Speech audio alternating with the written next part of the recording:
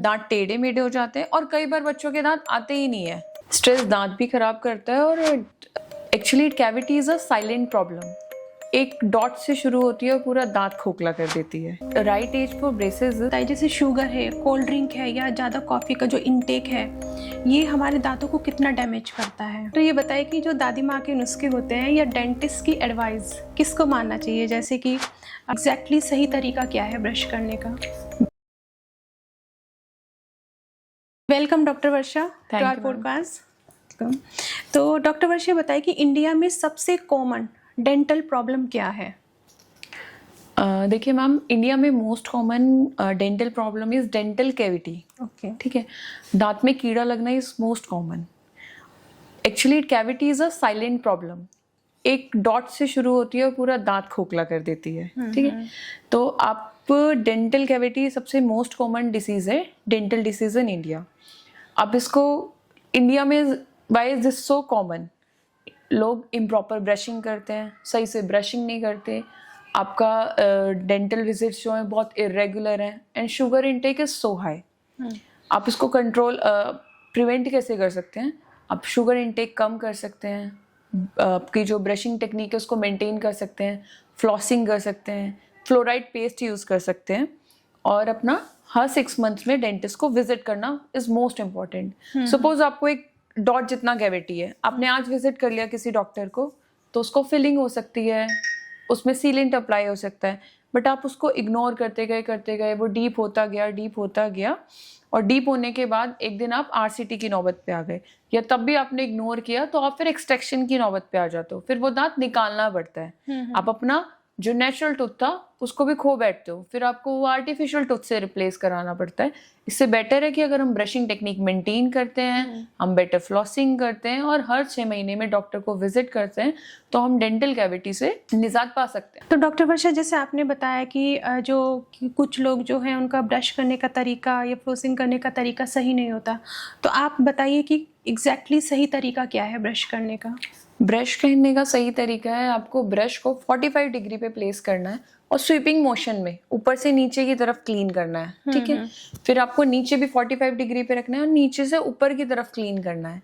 और ज्यादातर लोग क्या करते हैं कि अंदर वाला साइड से ब्रश करना ही भूल जाते हैं, तो आपको फिर अंदर से ब्रश को ऐसे रख के अंदर से बाहर की तरफ करना है, ऐसे ऊपर से नीचे की तरफ करना है। ठीक है, सही तरीका ये 45 डिग्री पे आपको ब्रश लेना है, उसको स्वीपिंग मोशन में करना है। सपोज ये दांत है, आपने 45 डिग्री पे लिया और आपको ऐसे करना है उसको क्लीन। ओके, अगर आप फ्लॉसिंग करते हो तो आपको उसको गम लाइन के नीचे नहीं लेके जाना, ज़्यादा डीप नहीं जाना और बहुत ज़्यादा मैकेनिकल प्रेशर नहीं अप्लाई करना है। ठीक है, आपको टंग क्लीनिंग करनी है, मेटल या कॉपर टंग क्लीनर लेना है और उससे टंग क्लीन करना है। ये सही तरीका है जिससे आप 100% ओरल क्लीनिंग कंप्लीट कर सकते हो अपनी।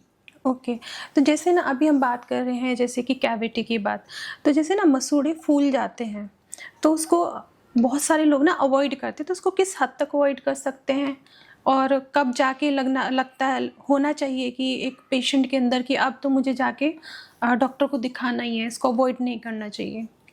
वैसे तो आई सजेस्ट कि हमें मसूड़ों को फूलना अवॉइड करना ही नहीं चाहिए, बट अगर माइल्ड स्वेलिंग है, बहुत ज़्यादा स्वेलिंग नहीं है, थोड़ा बहुत स्वेलिंग है और ब्लीड हो रहा है, तो आप गुनगुने पानी में नमक डाल के कुल्ले कर सकते हैं घर पे, घर की कोई होम रेमेडी कर सकते हैं, क्लोव ऑयल लगा सकते हैं। बट आपको ये प्रॉब्लम रिपीटेडली हो रही है, आपको रिपीटेडली ब्लीडिंग हो रही है, आपके रिपीटेडली मसूड़े फूल रहे हैं, तो आपको डेंटिस्ट को विजिट करना चाहिए, बिल्कुल भी इग्नोर नहीं करना चाहिए।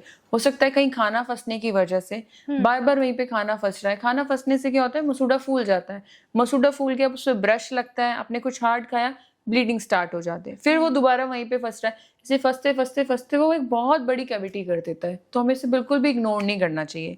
कई बार काफ़ी ज़्यादा स्वेलिंग आ जाती है पेशेंट्स में, पेशेंट बोल नहीं पाता, पेशेंट को खाना खाने में दिक्कत हो जाती है, फिर हमें एक्स्ट्रा ओरली ऑपरेट करना पड़ता है उस पेशेंट को, फिर आपको बहुत ज़्यादा दिक्कतों का सामना करना पड़ता है, रिपीटेड अपॉइंटमेंट्स करनी पड़ती है, तो आपको स्वेलिंग को अवॉइड नहीं करना चाहिए मसूड़ों की। ओके, तो राइट एज क्या है जब हमें ब्रश स्टार्ट कर देना चाहिए।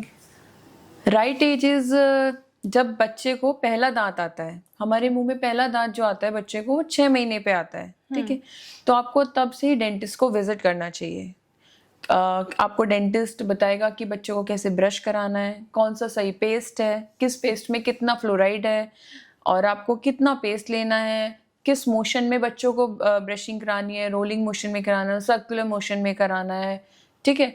और बच्चों के ब्रिसल्स जो होते हैं वो साइज क्या होना चाहिए, वो सुपर सॉफ्ट होने चाहिए। तो आपका जो राइट एज है वो आपको 6 मंथ में डॉक्टर को विजिट करना ही करना चाहिए। ओके। कुछ तो जैसे आपने बताया कि ब्रश बहुत सेफली हमें चूज़ करना चाहिए, तो ब्रश कौन सा लें हम छोटे बच्चे के लिए? ब्रश, जो बच्चों के ब्रशेस आते हैं वो अट्रैक्टिव होते हैं, सॉफ्ट ब्रशेस होते हैं, और जो ब्रिसल्स होते हैं वो बहुत ज़्यादा हार्ड नहीं होते, और बच्चे खुद ब्रश नहीं कर पाते तो पेरेंट्स उनको फिंगर्स में लगा के खुद बच्चे को ब्रश कराते हैं। और मैकेनिकल फोर्स बहुत लो रखना चाहिए, सर्कुलर मोशन में कराना चाहिए, लाइट सर्कुलर मोशन में अपर और लोअर आर्च उसमें कराना चाहिए। और जो पेस्ट होता है वो हमें फ्लोराइड कंटेनिंग पेस्ट लेना चाहिए। उससे क्या होता है, केरीज लगने का रिस्क कम हो जाता है। फ्लोराइड जो होता है हमें कैविटीज लगने नहीं देता, और फ्लोराइड उसके अंदर जो फ्लोराइड की कॉम्पोजिशन है वो भी 500 ppm होना चाहिए ओके। बच्चों में। और जो पेस्ट हम लेते हैं ब्रश पे वो बिल्कुल राइस ग्रेन साइज पेस्ट होना चाहिए। ओके। जैसे अभी हमने बात की बच्चों के ब्रश की, तो थोड़ा मिडिल एज के लिए और फिर एल्डरली एज के लिए भी आप ब्रश करने का तरीका और राइट टूथपेस्ट और ब्रश के बारे में भी बताइए। अगर हम अडल्ट्स की बात करें तो हम मॉडिफाइड बास टेक्निक यूज करते हैं। Okay. हम क्या करते हैं, दांत पे ब्रश को 45 डिग्री पे रख के स्वीपिंग मोशन में करते हैं, ऊपर से नीचे की तरफ क्लीन करते हैं। वही सेम हम लोअर आर्च में करते हैं। हमने ब्रश को 45 डिग्री पे रखा, फिर नीचे से ऊपर की तरफ करा, फिर यही हमने अंदर की साइड से करा, बाहर की तरफ। हमें 16 सरफेसेस है हमारे दांत में, हमें वो सारे कवर करने हैं, ठीक है। आपको एक पी साइज पेस्ट लेना है, और पेस्ट जो है आपका फ्लोराइड कंटेनिंग होना चाहिए, ठीक है। आपको पाउडर फॉर्म में नहीं यूज करना है, लाल पेस्ट यूज नहीं करने, क्योंकि उनके अंदर एब्रेसिव कंटेंट ज्यादा होते हैं। वो क्या करते हैं, दांत की फर्स्ट लेयर को घिस देते हैं। दांत की फर्स्ट लेयर निकल गई, आपका इनेमल निकल गया, अब आप आगे डेंटिन पे। इनेमल पहली सतह थी वो आपने घिस दी, अब आ गए डेंटिन पे। अब आप ठंडा खा रहे हो, गर्म खा रहे हो, उस लेयर पे लगेगा आपको, ठीक है। या फिर जब ऊपर से लेयर चली जाती है तो टूथ बिकम थिन, अब वो इजीली ब्रिटल हो गया, टूटने के भी चांसेस रहते हैं। Okay. तो आपको फ्लोराइड कंटेनिंग पेस्ट यूज करना है, और सुपर सॉफ्ट ब्रशेस यूज करने हैं, और मैकेनिकल फोर्स बिल्कुल नहीं लगाना है। सुपर सॉफ्ट ब्रशेस यूज करने हैं, 16 सरफेसेस है उनको कवर करना है, और आपको स्वीपिंग मोशन में ब्रश करना है। Same with the elderly patients, ठीक है। तो एल्डरली पेशेंट्स में क्या होता है, कई बार मसूड़े फूल जाते हैं, वो ब्रश नहीं कर पाते हैं ओल्ड एज पेशेंट्स। तो उनमें क्या करना है, पहले आपको मसूड़ों को हेल्दी करना है। आपको जेल्स आते हैं, डेंटो जेल्स आते हैं, आपको वो जेल अप्लाई करना है सारे दांतों पे, मसूड़ों की मालिश करनी है लाइट हाथ से, और फिर आपको कुल्ले करने हैं। उसके बाद आपको ब्रशिंग करनी है। तो डॉक्टर वर्षा ये बताइए कि ये नौबत आए ना किसी के लिए भी, भले वो किड्स हैं, मिडिल एज हैं या एल्डरली पर्सन है, तो उसके लिए हम क्या कर सकते हैं कि टूथ डिके ना हो, कैविटी ना हो, और जो आपकी जो गम्स का जो स्वेलिंग का इशू है वो ना हो, तो क्या कर सकते हैं इसके लिए? हमें क्या प्रिवेंशन प्रिकॉशंस लेने चाहिए? सबसे फर्स्ट और फॉरमोस्ट इम्पॉर्टेंट इज कि आपको प्रॉपर ब्रशिंग करनी है, ठीक है। और आज के लाइफस्टाइल में आपने देखा होगा शुगर इनटेक बहुत हाई है, एसिडिक ड्रिंक्स ज़्यादा लेते हैं लोग, कोल्ड ड्रिंक्स वगैरह लेते हैं, तो वो हमारा पीएच लो करेगा, हमारे एनिमल को हटा देगा। तो ऐसे में हमें एक तो अवॉइड करना है, हमें कोल्ड ड्रिंक्स का इनटेक कम करना है, शुगर इनटेक कम करना है, ब्रशिंग करनी है ट्वाइस अ डे, फ्लॉसिंग करनी है ट्वाइस अ डे। हाँ, तो डॉक्टर ये बताइए कि जैसे ना बच्चे होते हैं ना, चॉकलेट्स टॉफ़ी बहुत पसंद होती है, तो अगर वो खाते भी हैं तो उसके बाद पेरेंट्स को इमीडिएट क्या करना चाहिए कि उनका जो उनकी जो बैड इम्पैक्ट है वो बच्चों के दांतों पर ना हो? बच्चे हैं तो चॉकलेट्स तो खाएंगे, तो हम एज अ पेरेंट बच्चों को मील के बाद चॉकलेट दे सकते हैं, क्योंकि हमारा जो पीएच है वो थोड़ा कंट्रोल हो जाए मुंह का, उसके बाद हम चॉकलेट खा सकते हैं, ठीक है। और हम जब भी चॉकलेट खा रहे हैं, जब भी स्टिकी कैंडीज खा रहे हैं, तो उसके बाद हम नॉर्मल प्लेन वाटर से एटलीस्ट रिंस तो जरूर कराएं बच्चों को, कि कहीं भी बच्चों के वो स्टिक ना रह जाए सरफेस पे। अगर टूथ सरफेस पे कहीं भी वो स्टिकी कैंडी, स्टिकी चॉकलेट्स कहीं इंटैक्ट रह जाती हैं, वहीं से बैक्टीरियल ग्रोथ शुरू हो जाती है, वहीं से एक डॉट से आपका कैविटी का फॉर्मेशन शुरू हो जाता है। कैविटी प्रोसेस एक साइलेंट प्रोसेस है, वो वहीं से शुरू हो जाता है। तो आप इसको प्रिवेंट करने के लिए, अब ज़रूरी तो नहीं है कि हर बार खाना खाया और बच्चे को आप ब्रश कराओ, बट हम प्लेन वाटर से या नॉर्मल वाटर से हम कहीं भी है तो हम रिंस करा सकते हैं। तो रिंस कराने से जो हमारा डेंटल डिसीज है या फिर कैविटी फॉर्मेशन है, उसका रिस्क हम कम कर सकते हैं बच्चों में। तो डॉक्टर वर्षा ये बताया कि जैसे विजडम टूथ का एक प्रॉब्लम हो जाता है कि कई बार वो क्या होता है कि अंदर से कट करने लगता है या बहुत पेन करने लगता है, तो उसके लिए क्या कर सकते हैं? विजडम टूथ मैं बताती हूँ एक्चुअली विजडम टूथ का इतना कॉमन प्रॉब्लम क्यों आने लग गया है। आपने देखा होगा कि ड्यू टू एवोल्यूशन जैसे जैसे ह्यूमन स्पीशीज में आए हम, तो हमारा जॉ का साइज तो छोटा हो गया, but the number of tooth the remains same. दांत अभी भी बत्ते से हैं। तो हर क्वाड्रेंट में 8 दांत 8 दांत 8 दांत 8 दांत। तो जो लास्ट वाला 8वां नंबर दांत होता है उसको हम विजडम टूथ बोलते हैं, उसको अक्ल दांत बोल देते हैं। तो सुना होगा मुझे अक्ल दांत का पेन हो रहा है, मुझे विजडम टूथ में पेन हो रहा है। वो बेसिकली इसलिए होता है उसको जगह तो मिली नहीं, तो वो टेढ़ा आता है। अब वो टेढ़ा आ रहा है तो आपका गाल काटेगा, या फिर आगे वाले दांत को धक्का लगाएगा तो आपको पेन होगा, या फिर वो आधा आया और आधी जगह मिली नहीं, तो वहीं उस आधी जगह पे उसको खाना फंसने की वजह से स्वेलिंग हो जाएगी। तो विजडम टूथ का पेन जो होता है इंटरमिटेंट होता है, आज हो गया फिर 6 महीने बाद हो गया, 2 महीने बाद हो गया। तो पहले तो हम इसको दवाई से ही ठीक करने की कोशिश करते हैं, बट अगर ये आपको रिपीटेडली हो रहा है, मतलब अभी हुआ फिर 1 महीने बाद फिर हुआ, तो फिर हम इसको रिमूव करा देते हैं। ओके, तो ये रिमूव कराना सेफ रहता है? Yes, it is completely safe. ये सर्जिकल प्रोसीजर से भी कराना पड़ता है, क्योंकि जो विजडम टूथ है वो टेढ़ा पड़ा हुआ है, उसके चारों तरफ हड्डी है, तो थोड़ा सा हड्डी को कट करके उस टूथ को तब निकालना पड़ता है। और ये नस के नीचे काफी करीब होता है, कई बार टेढ़ा होता है, हॉरिजॉन्टल होता है, वर्टिकली इम्पैक्टेड होता है, मीजो एंगुलर होता है, डिस्टो एंगुलर पड़ा होता है। तो उन केसेस में हमें आपको उन केसेस में हमें प्रॉपर एक्सरे को देख के डायग्नोज करके तब हमें डिसाइड करना पड़ता है कि हमें बोन कटिंग करनी है कि सर्जिकली रिमूव करना है। तो डॉक्टर वर्षा जैसे आपने बताया कि जब कैविटी बहुत डीप चली जाती है तो आरसीटी करना पड़ता है, रूट कैनाल ट्रीटमेंट, तो वो कितना सेफ है और कब कराना चाहिए? क्योंकि कुछ लोग उस ट्रीटमेंट से बहुत बचते हैं और फिर अगर वो उसको अवॉइड करते हैं तो उसके जो मतलब उसकी अगेंस्ट जो उसके साथ हो सकता है आपके दांत के साथ मैक्सिमम कितना क्या हो सकता है? देखिए, रूट कैनाल ट्रीटमेंट हमें तब कराना पड़ता है जब हमारे दांत में इन्फेक्शन नसों तक पहुंच जाता है, तब हमें रूट कैनाल कराना पड़ता है। रूट कैनाल होता क्या है, नसों में इन्फेक्शन पहुंच गया, नसों को क्लीन करते हैं, नसों में फिल करते हैं और उसको बंद करके कैप लगा देते हैं। ये हमें तब करना पड़ता है, सपोज आपको एक कैविटी थी, तब आपको पेन नहीं हुआ, कैविटी धीरे धीरे बढ़ते बढ़ते आपकी नसों तक पहुंच गया। अब अपना उस साइड से खा पा रहे हैं, उसमें ठंडा लग रहा है, गर्म लग रहा है, तो आपको रूट कैनाल कराना पड़ता है। Root canal is completely safe, root canal is completely painless. पहले के जमाने में क्या था कि technology is limited, but nowadays आपको रोटरी इंस्ट्रूमेंट्स हैं, मॉडर्न टेक्नोलॉजी है, आपको प्रॉपर एनेस्थीसिया में आरसीटी कराना पड़ता है, इट इज कम्प्लीटली पेनलेस। थोड़ा बहुत डिस्कम्फर्ट होता है, जिसको एनेस्थीसिया लगा हुआ है, जिसको इंजेक्शन लगा हुआ है सुन का, तो उसको थोड़ा सा लगता है कि मेरे को भारी लग रहा है, मुंह टेढ़ा हो रहा है, बस इट जस्ट अ डिस्कम्फर्ट। इसके अलावा कोई पेन नहीं होता and it is completely safe and it's a tooth saving treatment. आपको दांत गंवाना नहीं पड़ता। पहले क्या होता था कि दांत में दर्द हो गया, चलो जी दांत उखाड़वा लो, चलो जी दांत निकलवा दो। अब क्या होता है, आपका दांत निकल गया, आपको अब खाने में दिक्कत होगी। अब क्या होता है कि टेक्नोलॉजी इतनी डेवलप्ड हो गई है, टूल्स इतने मॉडिफाइड हो चुके हैं कि आपका दांत बच सकता है। तो RCT is a tooth saving treatment. आपका दांत बच जाएगा, आप उससे खाना खा सकते हो, आपको दांत नहीं गंवाना पड़ता। तो डॉक्टर वर्षा ये बताइए कि जो पेरेंट्स होते हैं वो किड्स डेंटल केयर में सबसे बड़ी गलती क्या करते हैं आजकल? देखा जाए तो जब बच्चे बहुत छोटे होते हैं, मतलब जब 0 से 3 में होते हैं बच्चे, तो तब क्या होता है, जब बच्चों के मुंह में दांत भी नहीं होते, जब बच्चों के मुंह में मसूड़े होते हैं, गम पैड्स होते हैं, तो जब मुंह में दांत ही नहीं होते तो पेरेंट्स को लगता है अभी ब्रशिंग की जरूरत ही नहीं है इनको। तो तब क्या करना चाहिए कि जब भी छोटे बच्चे बॉटल से फीड करा रहे हो आप या मदर फीड करा रही है, तो हमें कॉटन को गीली करके उसके गम पैड्स को क्लीन करना चाहिए। जब भी बच्चा दूध पिए या रात को आप बॉटल लगा रहे हो, फिर जब भी बॉटल हटाई मुंह से, तब उसके गम पैड्स को क्लीन करना चाहिए।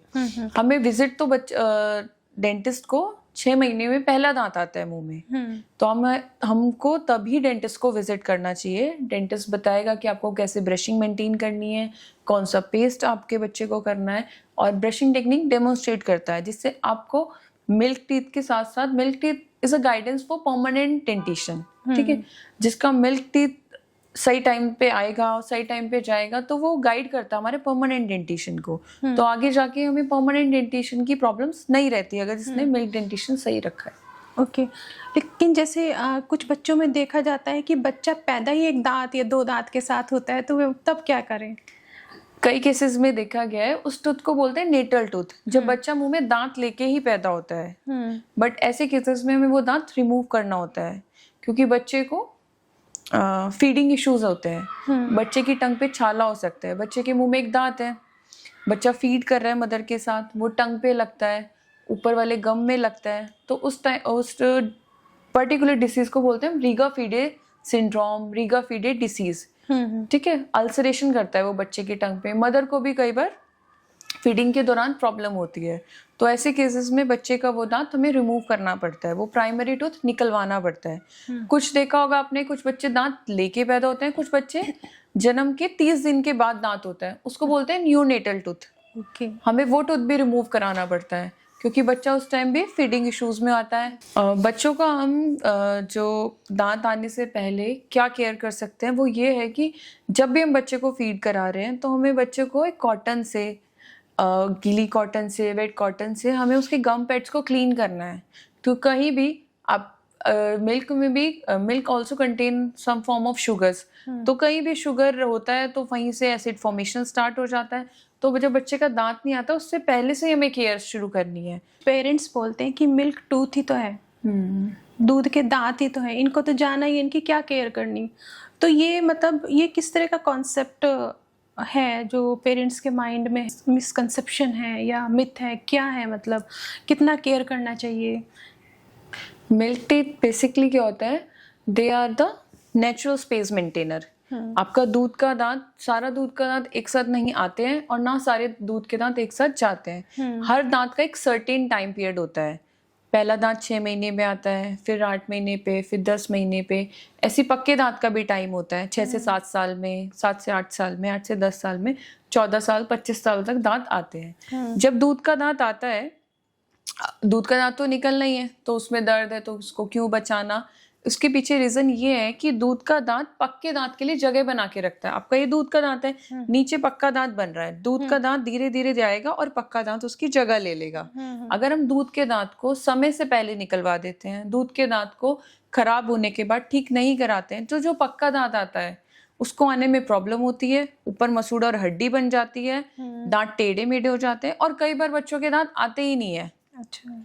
तो ऐसे केस तो मैं ये सजेस्ट करूंगी कि दूध के दांत नेचुरल स्पेस मेंटेनर है, हमें दूध के दांत को सेव करना चाहिए, दूध के दांत को ट्रीटमेंट कराना चाहिए और दूध के दांत को टाइम से पहले कभी भी नहीं निकलवाना चाहिए, क्योंकि it act as a guidance for a permanent dentition. मतलब परमानेंट दांत के लिए, जो हमारे पक्के दांत हैं उनके लिए गाइडेंस का काम करता है। अगर हम दूध के दांत को निकलवा देते हैं टाइम से पहले तो बच्चों के दांत फिर आगे पीछे आते हैं, फिर आगे चल के हमें ब्रेसेस लगवाने पड़ते हैं, हमें दांतों को अलाइन कराने के लिए ट्रीटमेंट्स लेने पड़ते हैं। दूध के दांत की अगर बच्चों में समस्या है कि कुछ बच्चों के फिर परमानेंट टीथ आते ही नहीं है, तो ऐसे कोई केस डिस्कस कीजिए कि जहाँ पर ऐसी कोई प्रॉब्लम आई तो उसको फिर कैसे ट्रीट किया। तो दूध का दांत इम्पोर्टेंट रखना इसीलिए जरूरी है। सपोज किसी को परमानेंट दांत बना ही नहीं और दूध का दांत भी हमने टाइम से पहले निकलवा दिया, तो अब उसको तो दांत है ही नहीं वहां पे, तो अब उसको 18 साल तक इंतजार करना पड़ेगा, तब जाके उसको इम्प्लांट होगा। ऐसे में बच्चों को काफी टाइम बिना दांत के भी रहना पड़ता है, बच्चे का भी कॉन्फिडेंस लेवल लो हो जाता है, उसे निकालने लगाने वाला दांत लगाना पड़ेगा, फिर 18 साल के बाद इम्प्लांट कराना पड़ेगा। तो मैं इसीलिए समझा रही हूँ कि मिल्क टीथ को हमेशा हमें आप टाइम से पहले कभी भी नहीं निकालना चाहिए। Milk teeth act as a guidance for permanent dentition. Okay, मतलब ये मिल्क टीथ जो है बहुत इम्पोर्टेंट है। ये बताइए, क्या स्ट्रेस भी दांत खराब कर सकते हैं? स्ट्रेस दांत भी खराब करता है, और स्ट्रेस में क्या होता है कि जब हम स्ट्रेस में होते हैं तो हम अपनी हेल्थ को नेग्लेक्ट करना शुरू कर देते हैं। हम इतना हाइजीन मेंटेन नहीं कर पाते, ओरल हाइजीन।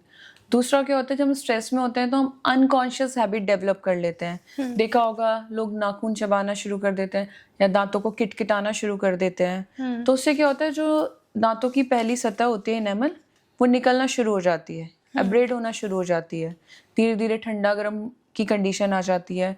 स्ट्रेस में हमारे मुंह ड्राई भी रहने लगता है, हमारा ड्राई माउथ हो जाता है, तो बेड ब्रेथ हो जाती है, मुंह से स्मेल आने लग जाती है। स्ट्रेस में क्या होता है कि हमारा ये जॉइंट है, हम स्ट्रेस में हमें नहीं पता होता, तो हम बहुत मॉलिक्यूलर लेवल पे सोच रहे होते हैं, बहुत मॉलिक्यूलर लेवल पे चेंजेस चल रहे होते हैं। तो जो हमारा TMJ जॉइंट होता है, it is a hinge joint, तो इसमें अफेक्ट होना शुरू हो जाता है ये TMJ। कई बार देखा होगा मुंह खोलने में दर्द होने लग जाता है, ऐसा लगता है मेरे पूरे जबाड़े में दर्द हो रहा है, मेरे पूरे मुंह में दर्द हो रहा है। तो वो क्या होता है, हमारे मॉलिक्यूलर लेवल पे चीज़ें चल रही होती है और हमारा ओवरऑल जॉ दर्द करता है, पूरे मुंह में दर्द होता है, खाना खाने के दौरान दर्द होता है, हम बात करते हैं उस दौरान दर्द होने लग जाता है, और ये रेडिएट करता है। अगर हम इसको इग्नोर करते रहते हैं फिर ये यहाँ से सर्वाइकल जाता है, आपका टेम्पोरल रीजन में जाता है। देखा होगा कि मेरे यहाँ भी दर्द है, यहाँ भी दर्द है, यहाँ भी दर्द है। तो स्ट्रेस हमारे दांतों के साथ साथ हमारे TMJ को भी इफेक्ट करता है। तो जैसे अगर किसी की ऐसी कंडीशन है कि स्ट्रेस की वजह से उसके साथ ये प्रॉब्लम हो रही है, और तो उसको कैसे प्रिवेंट कर सकते हैं, क्या प्रिकॉशन ले सकते हैं, क्या ध्यान रख स्ट्रेस सकते की वजह से दांतों में ग्राइंडिंग की एक अनकॉन्शियस हैबिट डेवलप कर लेते हैं कई बार पेशेंट।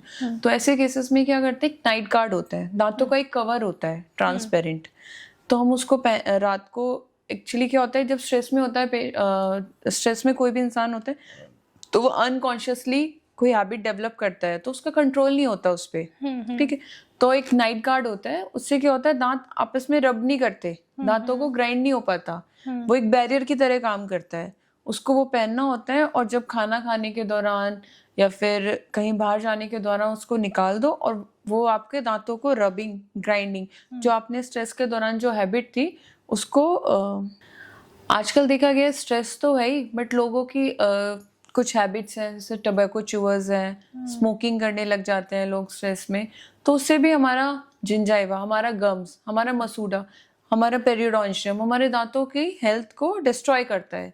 हमारा मसूड़े लूज होना शुरू हो जाते हैं, ब्लीड करना शुरू कर जाते हैं, हमारे मसूड़े रिसीड करना शुरू कर जाते हैं नीचे की साइड। आप स्ट्रेस ले रहे हो, दांतों पे प्रेशर लगा रहे हो, जो हमारे मसूड़े धीरे धीरे धीरे धीरे अपनी जगह छोड़ना शुरू कर देते हैं।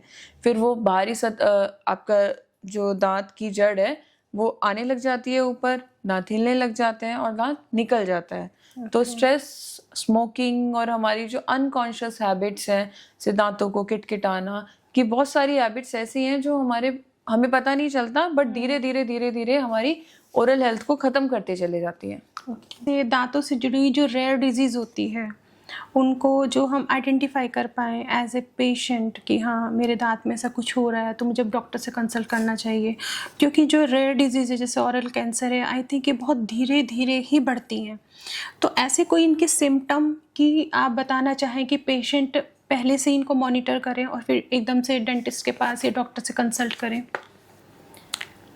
एज अ पेशेंट हमें अपना ओरल हाइजीन मेंटेन करना चाहिए और मिरर में एक बार अपना पूरा डेंटिशन भी चेक करना चाहिए घर पे।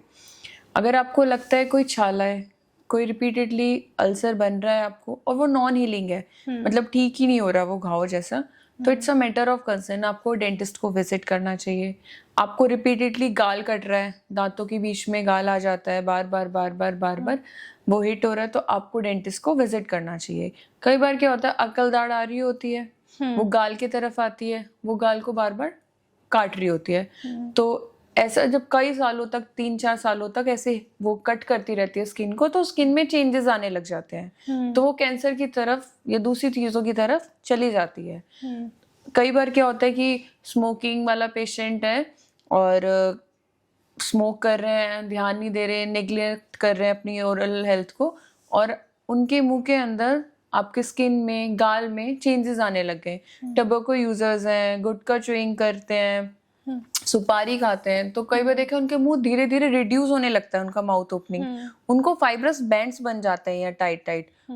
ये स्किन बहुत ही सॉफ्ट है, अब धीरे धीरे धीरे धीरे धीरे उनके हैबिट्स की वजह से क्या होता है, यहाँ पे बैंड्स बन जाते हैं, मुंह खुलना बंद हो जाता है और माउथ ओपनिंग रिड्यूस हो जाती है। तो ऐसे केसेस में उन्हें हैबिट क्विट करनी चाहिए और डॉक्टर को कंसल्ट करना चाहिए। ऐसे बहुत सारी चीजें जो धीरे धीरे धीरे धीरे कैंसर की तरफ ले जाती हैं। तो ऐसे केसेस में आपको हर 6 महीने में आपको रेगुलर डेंटल चेकअप्स कराने बहुत जरूरी है कि ऐसी कोई भी नॉन हीलिंग अल्सर तो नहीं है, या फिर स्किन में चिक बाइटिंग तो नहीं हो रही है, या फिर कोई लीजन तो नहीं डेवलप्ड हो रहा। कई बार देखा व्हाइट पैचेस हो जाते हैं, जो स्मोकिंग वाले पेशेंट्स होते हैं उनके गाल में लंबे लंबे व्हाइट लाइनें पड़ जाती हैं, तो वो क्या होता है, प्री कैंसरस लीजन होते हैं। ओके तो उस कंडीशन में आपको डेंटिस्ट को विजिट करना चाहिए, डेंटिस्ट को दिखाना चाहिए और इन सब चीज़ों को इग्नोर नहीं करना चाहिए। ओके डॉक्टर वर्षा, जैसे अभी आपने पीछे ही बताया कि डेंटल इम्प्लांटेशन होता है, तो ये डेंटल इम्प्लांट होता क्या है और ये किन लोगों को कराना चाहिए? डेंटल इम्प्लांट होता है आर्टिफिशियल टूथ रूट, ठीक है, जहाँ पर दांत नहीं है। बहुत सारे ट्रीटमेंट्स होते हैं। पहले क्या होता था, कैप्स लगा देते थे, ब्रिज लगा देते थे। अब बीच में दांत नहीं है, आगे और पीछे है, तो पुल की तरह इधर भी कैप लगा दिया, इधर भी लगा दिया और दांत बन गया।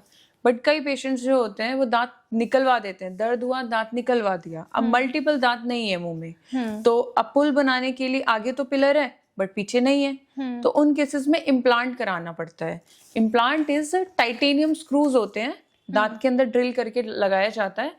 बेटर ड्यूरेबिलिटी होती है, ज़्यादा चलते हैं, पेनलेस ट्रीटमेंट होता है। और दूसरा क्या होता है, आजू बाजू वाले दांतों को घिसना नहीं पड़ता। ओके कैप्स में क्या होता है, आपको आजू बाजू वाले दांतों को भी घिसना पड़ता है। इम्प्लांट में आपको साइड वाले दांत को सेक्रीफाइस नहीं करना होता है, ठीक है। और इम्प्लांट की बेटर ड्यूरेबिलिटी होती है। इम्प्लांटेशन हो गया, आपके दांत के अंदर ड्रिल करके दांत में स्क्रू डाल के दांत के ऊपर कैप लगा दिया, उससे आपको ना तो आगे वाले दांत को आपको छेड़ना पड़ा, ना पीछे वाले दांत को छेड़ना पड़ा। जो आपके साउंड टूथ थे उनको ना ग्राइंडिंग करानी पड़ी आपको, अब ना उसमें सेंसिटिविटी का डर है ना कुछ। इम्प्लांट उन केसेस में जरूर इम्प्लांट वहां किया जाता है जहां पर आपका मिसिंग टूथ होता है। किसी भी मिसिंग टूथ को रिप्लेस करने के लिए इम्प्लांट किया जाता है। ओके अच्छा डॉक्टर वर्षा, जैसे ना बहुत कॉमन प्रॉब्लम है मुंह से बदबू आना। कई बार वो बच्चों के भी आती है, मिडिल एज में भी होती है और वो अपर एजेस में भी होती है। तो हम ऐसा क्या कर सकते हैं घर में कि वो जो ये वाला इशू है ये थोड़ा सा कंट्रोल हो जाए? बेड ब्रेथ के बहुत सारे रीजंस होते हैं। बेड ब्रेथ देखा जाता है, देखो मेडिकली कॉम्प्रोमाइज पेशेंट्स होते हैं, डायबिटिक पेशेंट्स होते हैं, उनमें पस फॉर्मिंग कंडीशन इज हाई, उनको रिपीटेडली इन्फेक्शन होने के चांसेस रहते हैं। पायरिया पेशेंट्स में गंदी मुंह से स्मेल आने लग जाती है, या फिर आपने देखा होगा कहीं खाना फंस जाता है मुंह में और फिर हम उसको रिमूव कराते हैं तो हमें बहुत गंदी स्मेल सी या अजीब सा टेस्ट हो जाता है। बच्चों में फ्रिक्वेंट मंचिंग करने से, फ्रिक्वेंट मील्स लेने से, या मुंह में सलाइवा कम बन रहा हो। हमारे जो सलाइवा है मुंह में उसके अंदर भी सलाइवरी एंजाइम्स होते हैं। आप जिस साइड से खाना छोड़ दोगे ना वहां पे गंदगी जमना शुरू हो जाती है मुंह में, क्योंकि वहां पे saliva itself a cleansing enzyme, वो आपके मुंह में क्लींजिंग का भी काम करता है। अब आप जिसके मुंह में सलाइवा का फॉर्मेशन ही कम हो रहा है, जिसका ड्राई माउथ है, ठीक है, तो उस केसेस में क्या होगा, कैविटीज का रिस्क भी बढ़ जाता है, बेड ब्रेथ भी हो जाती है, मुंह से स्मेल आने लग जाता है। तो पायरिया के पेशेंट्स में भी होता है, ड्राई माउथ की कंडीशन में भी होता है, डायबिटिक पेशेंट में भी होता है, प्रेगनेंसी पेशेंट्स में भी होता है। बच्चों में frequent munching, improper brushing, improper oral hygiene maintain नहीं कर पाते, या किसी भी पुअर ओरल हाइजीन की वजह से आपको बेड ब्रेथ हो जाता है। तो ऐसे केसेस में क्या करना चाहिए, हमें ब्रशिंग मेंटेन करना चाहिए। कहीं पर कोई फूड लॉजमेंट तो नहीं है, डेंटिस्ट को विजिट करना चाहिए। खाना तो नहीं फंसने की टेंडेंसी बन गई है तो वहाँ पे कैविटी फिल कराना चाहिए। कहीं पे फिलिंग की जरूरत हो तो उसको फिलिंग कराने चाहिए। अगर आपके मुंह में क्लीनिंग की जरूरत है तो क्लीन कराना चाहिए। और अगर कई बार क्या होता है, अकलदाढ़ आधी निकल रही होती है, उसके ऊपर मसूड़ आधा आ जाता है और वहाँ पे खाना की पॉकेट बन जाती है और खाना फंसने की टेंडेंसी बन जाती है, तो उस केसेस में उसको पॉकेट को क्लीन कराना चाहिए। तो आपको डेंटिस्ट को विजिट करना चाहिए। जब भी आपको ऐसे लगे कि मेरे मुंह से स्मेल आ रही है तो डेंटिस्ट आपको देख के बताएंगे कि भाई इसमें फिलिंग करना चाहिए, कि आपको माउथ वॉश यूज करना चाहिए, या फिर आपको किस रीजन की वजह से बेड ब्रेथ या हैलिटॉसिस हो गया है। तो डॉक्टर वर्षा बताइए कि स्माइल जो होता है सभी के लिए बहुत प्रीशियस है। तो कई बार क्या होता है, कुछ बच्चों के ना दांत टेढ़े मेढ़े होते हैं, गर्ल्स के होते हैं, तो उनको ना बड़ा एक कॉम्प्लेक्स फील होने लगता है कि वो स्माइल करना छोड़ देते हैं। तो फिर डॉक्टर सजेस्ट करते हैं ब्रेसिस। तो एक राइट एज क्या है बच्चों के लिए ब्रेसिस लगवाने की, और एक कॉस्मेटिक ट्रीटमेंट भी आप बताइएगा जो गर्ल्स के लिए होता है, क्योंकि कई बार देखा गया है ना बिफोर मैरिज और मैरिज के एकदम बाद ये वाली ट्रीटमेंट मोस्टली लड़कियां करवाती हैं। तो इसके बारे में थोड़ा सा आप डिटेल में बताइए। देखिए, right age for braces is 11 to 14 years. जब बच्चा मिक्स्ड डेंटिशन में चल रहा होता है या फिर उसके दूध के दांत जा रहे होते हैं और पक्के दांत आ चुके होते हैं, ठीक है। ब्रेसेस हम बेसिकली ब्रेसेस लगवाते क्यों है? दांतों को आगे दांत आगे पीछे हैं, ठीक है, तो दांतों को अलाइन कराने के लिए, एक आर्च देने के लिए, दांतों की बाइट करेक्शन करने के लिए ब्रेसेस इंपॉर्टेंट है। आपने देखा होगा किसी के दांत ऐसे मिल रहे हैं, किसी के दांत आगे हैं, किसी का अपर लिप शॉर्ट हो गया है। कई बार क्या होता है, बच्चे ब्रेसेस लगवाने इंपॉर्टेंट इसलिए है कि एक तो कॉन्फिडेंस बूस्ट होता है। जो अच्छे से स्माइल ही नहीं कर पा रहा तो सोसाइटी में उसका कॉन्फिडेंस लेवल भी लो रहता है। तो ब्रेसेस से अलाइनमेंट हो जाता है दांत का, first of all. Second is bite correction हो जाती है, आपको एक प्रॉपर बाइट मिल जाती है, ठीक है। और ब्रेसेस को हम प्रिवेंट भी कर सकते हैं, ठीक है। जब बच्चा अपना मिक्स डेंटिशन में होता है तो आपने कई बार देखा होगा कि कोई कोई बच्चे का मुंह खुला रहता है, या बच्चा माउथ ब्रीदिंग की हैबिट डेवलप कर लेता है, मुंह से सांस लेना, सोते टाइम मुंह खुला रखना। तो वैसे में क्या होता है, उसका अपर आर्च नैरो हो जाता है और अपर लिप शॉर्ट हो जाता है, लोअर लिप मोटा हो जाता है, ठीक है। तो अगर हम ब्रेसेस की सिचुएशन को अवॉइड करना चाहें तो हम ब्रेसेस से बचने के लिए पहले भी प्रिकॉशन ले सकते हैं। हम उसको अप्लायंसेस लगवा सकते हैं, माउथ ब्रीदिंग हैबिट को रिमूव करने के लिए ओरल स्क्रीन लगती है, रात में बच्चे को पहन के सोनी होती है, जिससे आगे चल के उसे ब्रेसेस की नौबत पे ना आना पड़े। बट अब माल अलाइन हो गए हैं, दांत टेढ़े मेढ़े हो गए हैं, इरेगुलर दांत हैं, तो हमें ब्रेसेस का ऑप्शन लेना ही पड़ेगा। अब ब्रेसेस में भी बहुत सारी मॉडिफिकेशन, मॉडर्न टेक्नोलॉजी आ गई है। आपने सुना होगा इनविजिलाइनर्स, ठीक है, कॉस्मेटिक ब्रेसेस, सिरेमिक ब्रेसेस। तो आजकल, पहले क्या होते थे, लोग ब्रेसेस लगवाने से पहले सोचते थे कि यार शादी से पहले ब्रेसेस लगवाऊं, या फिर जॉब कर रहे हैं तो मैं ब्रेसेस कैसे लगवाऊं। तो वो प्रॉब्लम अलाइनर्स ने हमारा काफी हद तक सॉल्व कर दिया है। तो अलाइनर्स में क्या है, aligners are not visible from at a far distance, ठीक है। तो अलाइनर्स आप पहन सकते हो, लेस पेनफुल होते हैं, आप खुद कर सकते हो। आपको कॉस्मेटिक सिरेमिक ब्रेसेस होते हैं, तो आप जहाँ मैं बैठी हूँ इतने दूर से नहीं दिखते हैं वो, ठीक है। अब लोग इसे प्रेफर करते हैं, पहले लोग शादी से पहले आते थे, but it's a 1 year treatment, ठीक है। तो आप अलाइनर्स पे जा सकते हो। आप ब्रेसेस के साथ, कई बार बच्चे आते हैं कि शादी है तो उससे पहले ब्रेसेस के लिए आते हैं, वो इसीलिए क्योंकि कॉन्फिडेंस लेवल लो हो जाता है, दांत आगे पीछे होते हैं। कई बार रिश्ते भी कुछ पेशेंट्स के देखे गए कि मैम रिश्ते में दिक्कत आ रही है, नहीं हो पा रहे हैं, तो ऐसे केसेस में ब्रेसेस कराने पड़ते हैं, ठीक है। तो ब्रेसेस आप किसी भी एज पे करा सकते हो, but the best age is 11 to 14 years. Doctor Varsha, बहुत लोग ना अपने जो दांतों की ना सफाई कराते हैं, उनकी वाइटनिंग कराते हैं कि मेरे दांत चमक जाएं। मतलब वो क्या होता है कि वो रेगुलर ब्रश नहीं करते, क्या होता है डेंटिस्ट के पास विजिट करते हैं और वो वाइटनिंग कराते हैं। वो कितना सेफ है? It is completely safe. अगर आप प्रोफेशनल सुपरविजन में कराते हैं, इट इज़ कम्प्लीटली सेफ। अगर आपको एक्सटेंसिव बाहर वाली दांत की बाहरी सतह पे गंदगी है या डिपोजिशंस हो रखे हैं, तो वो आपको क्लीनिंग से ही क्लीन हो जाते हैं। बट अगर आपको इंट्रिंसिक स्टेन्स है, मतलब कोई रेगुलर यूज़ ऑफ कॉफ़ी की वजह से, रेगुलर यूज़ ऑफ टबैको की वजह से, तो वो इंट्रिंसिक हो जाते हैं, वो दांत की अंदर वाली सतह में चले जाते हैं।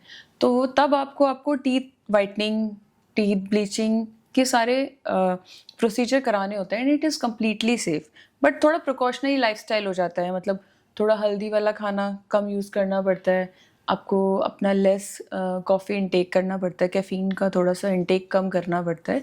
और अपने, अगर आपको कोई भी ऐसी हैबिट्स हैं, टबैको च्यूइंग या फिर, ये सब रिमूव करनी पड़ती है। वरना आपने एक बार सफाई कराई, फिर आपने कॉफ़ी इंटेक कर रहे हो, आप रेगुलर टबैको च्यूइंग कर रहे हो, तो दोबारा से आपको स्टेनिंग हो जाती है। ओके, लेकिन वो अगर वो रेगुलर ब्रश ही नहीं कर रहे हैं तो फिर क्या वो सेफ है ऐसे कि कुछ इंटरवल पे वो जा रहे हैं वाइटनिंग के लिए? नहीं, आप वाइटनिंग करा रहे हो तो फिर आपको उसको मेंटेन करना पड़ेगा। डॉक्टर आपको, डेंटिस्ट आपको डेमोन्स्ट्रेट करेगा और आपको ब्रशिंग टेक्निक मेंटेन करनी है और आपको अपनी हैबिट्स को क्विट करना होगा। ओके। जैसे शुगर है, कोल्ड ड्रिंक है, या ज़्यादा कॉफ़ी का जो इंटेक है, ये हमारे दांतों को कितना डैमेज करता है? अगर हम sugar intake, cold drink intake बहुत हाई है तो हमारे मुंह में एसिडिक पीएच बना देता है, ठीक है। जो हमारा फर्स्ट लेयर होता है दांत का, इनेमल, केरीज प्रोन लेयर बोला जाता है जिसको, वो उसको एब्रेड करता है, उसको घिसना, डिसॉल्व करना शुरू कर देता है, रीमिनरलाइजेशन होना उसका स्टार्ट हो जाता है। अब आपका फर्स्ट लेयर जैसे ही हटा, आपको ठंडा गर्म लगेगा, आपको मीठा लगेगा, आपको खट्टा लगेगा।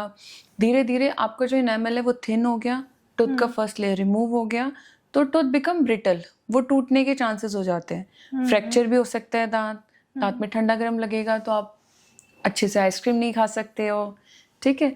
तो ये प्रॉब्लम ज़्यादातर देखी गई है। तो आप उसको मिनिमाइज करने के लिए आप अनस्वीटेंड जूसेस पी सकते हो, कोकोनट वाटर यूज़ कर सकते हो, प्लेन वाटर यूज़ करना चाहिए। और कोल्ड ड्रिंक्स तो आई सजेस्ट कि आपको लेस ही कंज्यूम करना चाहिए, क्योंकि आपका पीएच जो है मुंह का एसिडिक हो जाता है। एसिडिक होने से हमारा इनेमल रिमूव होना शुरू हो जाता है, and which is not good for our oral health. तो डॉक्टर वर्षा ये बताए कि जैसे ना टूथ सेंसिटिविटी हो जाती है तो उसके पीछे क्या रीज़न है और इसको हम कैसे प्रिवेंट कर सकते हैं? टूथ सेंसिटिविटी के बहुत सारे रीज़न हैं। इम्प्रॉपर ब्रशिंग टेक्निक, अगर हम बहुत ज़्यादा मैकेनिकल फोर्स लगा रहे हैं तो हम अपने हाथ से और ब्रश से भी अपना अपना फर्स्ट लेयर घिस देते हैं। दांत और मसूड़े की जंक्शन पे जब हम बहुत ज़्यादा फोर्स से लगाते हैं, हमें नहीं पता चलता, हम सोचते हैं कि हम बहुत अच्छे से ब्रशिंग कर रहे हैं घिस घिस के, तो हम वहाँ पे एक गड्ढा बना देते हैं, तो वहाँ पे सेंसिटिविटी होना स्टार्ट हो जाता है। आप ठंडा पानी पियोगे बहुत हाई सेंसिटिविटी लगेगा 1 सेकेंड के लिए।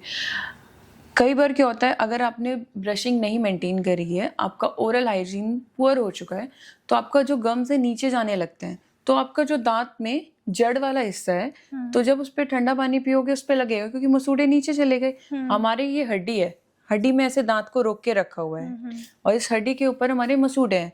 हमने सफाई नहीं करी तो यहाँ पर गंदगी जमना शुरू हुई, मसूड़े फूलने लगे, मसूड़े नीचे जाने लगे। अब ठंडा पानी है, खट्टी चीज़ें, वो सब हमारे रूट सरफेस पे लगता है और हमें टूथ बिकम सेंसिटिव। इसको प्रिवेंट कर सकते हैं हम एक तो अपना ब्रशिंग टेक्निक, आप अपना ब्रशिंग टेक्निक चेंज कर सकते हैं। मैकेनिकल फोर्स आपको कम लगाना है, सॉफ्ट ब्रिसल्स ब्रशेस यूज़ करने हैं आपको, और डिसेंसिटाइजर पेस्ट यूज़ करना है। आपको डिसेंसिटाइजर पेस्ट कैसे यूज़ करना है, आपको एक पी साइज पेस्ट लेना है, आपको अप्लाई करना है सारे टूथ पे फिल्म की तरह, फिर उसको मसाज करना है विद अ लाइट प्रेशर। फिर आपको उसको मसाज करके लीव इट फॉर 2 मिनट्स। उसके बाद आपको सेम पेस्ट से ब्रशिंग करनी है, तो जो आपका फर्स्ट लेयर एब्रेड हुआ है उसको दोबारा फॉर्मेशन के लिए हेल्प कर। तो डॉक्टर वर्षा ये बताइए, जो टीथ वाइटनिंग है और टीथ क्लीनिंग, ये दोनों टर्म कितना डिफरेंट है एक दूसरे से? जब लोग आते हैं डेंटिस्ट के पास कि मुझे टूथ क्लीनिंग कराना है या मुझे वाइटनिंग कराना है, तो इसका पर्पस क्या है और इसके एग्जैक्टली मतलब डॉक्टर सजेस्ट करते हैं या फिर जो कॉस्मेटिक पर्पस है, जैसे आपने लास्ट उसमें बताया आपने, तो उसी के लिए इसको यूज़ करते हैं? टीथ क्लीनिंग बेसिकली हम तब कराते हैं, टीथ क्लीनिंग तो हमें हर 6 मंथ में करानी ही चाहिए। एक प्रोफेशनल क्लीनिंग हम सबको करानी चाहिए, ठीक है। टीथ क्लीनिंग में क्या होता है, हमारे दांतों के ऊपर सतह पे जो गंदगी होती है, अल्ट्रासोनिक स्केलिंग बोलते हैं उसको, ठीक है।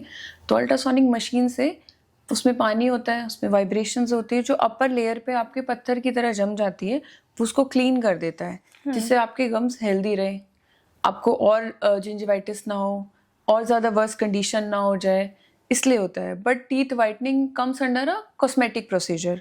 लोग शादी से पहले प्रेफर करते हैं, अगर कोई बहुत लॉन्ग टर्म से टोबैको, स्मोकिंग, कोई भी ऐसी हैबिट्स हैं और उन्हें नहीं लग रहा कॉन्फिडेंट, उन्हें नहीं लग रहे अपने टीथ, तो उन केसेस में हमें टीथ वाइटनिंग कराना पड़ता है। जब दांत की अंदर सतह पे आपकी गंदगी चली जाए, आपके स्टेन्स चले जाएं, दांत अंदर से ज़्यादा स्टेन्ड हो जाए, तब हमें टीथ वाइटनिंग पे जाना पड़ता है। बट वो भी आपको किसी प्रोफेशनल सुपरविजन में ही कराना बेटर ऑप्शन है। बट टीथ क्लीनिंग हमें हर 6 महीने में करानी चाहिए, जिससे हमारी ओरल हेल्थ मेंटेन रहे। तो ये बताइए कि जो दादी माँ के नुस्खे होते हैं या डेंटिस्ट की एडवाइस किसको मानना चाहिए? जैसे कि घर पे बोलते हैं कि नमक से टीथ साफ कर लीजिए, मसाला, पेन हो रहा है तो टीथ में कुछ किसी अलग तरह का ऑयल लगा लीजिए, तो वो कितना सेफ है? अगर वैसे तो पुराने ज़माने में क्या होता था, टेक्नोलॉजी आर वेरी लिमिटेड, तो लोगों को पेन होता था तो लौंग का तेल लगा लिया या फिर गुनगुने पानी में नमक डाल के कुल्ले कर लिए, तो उससे क्या आपको टेम्परेरी सूदिंग इफेक्ट मिलेगा, आपको टेम्परेरी पेन रिलीफ मिलेगा, ठीक है। बट अगर आपका प्रॉब्लम इंक्रीज हो रहा है तो आपको डेंटिस्ट के पास जाना ही पड़ेगा पेन के लिए। क्लोव ऑयल क्या करते हैं, हम लौंग का तेल अगर हम बार बार फ्रिक्वेंटली यूज़ कर रहे हैं तो आपको अल्सर्स भी हो जाते हैं, मुंह में छाले हो जाते हैं, ठीक है। गुनगुने पानी में नमक डालने से कुल्ले, गुनगुने पानी में नमक डाल के कुल्ले करने से कोई भी डिसएडवांटेज नहीं है, बट आपको वो कुछ टाइम के लिए टेम्परेरी रिलीफ देगा। बट आपको पेन है तो उसके पीछे कोई ना कोई रीजन होगा, या तो आपका दांत डिके हो रहा है, दांत में कीड़ा लग रहा है, तो आपको फिलिंग कराने के लिए या क्लीनिंग कराने के लिए आपको डेंटिस्ट को ही विजिट करना पड़ेगा। मसूड़ों की जो एक बीमारी होती है, जो हमारे एल्डरली पर्सन होते हैं, सिर्फ उन्हीं में होती है या मतलब जिनकी एज कम है उनको भी हो जाती है, जैसे बच्चों में, यंगर्स में, या जो मिडिल एज में हैं? एक्चुअली जिंजिवाइटिस, मसूड़ों की दिक्कतें ये एज देख के नहीं होती है, ये होती है आप कितना अच्छे से अपना ओरल हेल्थ को मेंटेन कर रहे हो। ओरल हेल्थ अगर किसी का बेटर है तो आपका जनरल हेल्थ बेटर है। ओल्ड एज में प्रॉब्लम्स होना इसलिए ज़रूरी हो जाती है क्योंकि दांत निकल रहे हैं, दांत हिल रहे हैं, मसूड़ों की दिक्कत हो रही है। बट यंग एज में आजकल क्या है, हार्मोनल इम्बैलेंस हो गया, आपको मसूड़े फूल गए, आपको स्मोकिंग कर रहे हैं यंगस्टर्स या टोबैको च्यूइंग कर रहे हैं, तो भी गम्स की डिसीज हो जाती हैं। बच्चों में इम्प्रॉपर ब्रशिंग टेक्निक है, दूध के दांत हैं, खाना फंस रहा है, उसके बाद मसूड़े फूलने शुरू हो जाते हैं, जो आगे हमारे परमानेंट डेंटिशन को भी अफेक्ट करती हैं वो चीज़ें। तो doctor Varsha, thank you so much आज आने के लिए और इतनी सारी अच्छी जानकारी देने के लिए। आई होप जो भी देख रहे होंगे उनको अपने बच्चों के लिए, अपने लिए और अपने बड़ों के लिए बहुत अच्छी एक सजेशंस मिले होंगे डेंटल केयर के लिए। तो thank you so much doctor Varsha. Thank you.